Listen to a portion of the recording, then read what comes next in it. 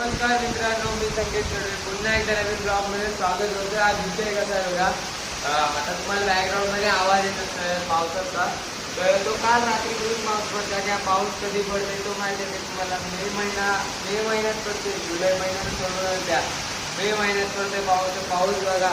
इकडं पूर्ण पाण्याने गॅलरी भरली आहे माझी. हे बघा पाऊस इथपर्यंत येते पूर्ण.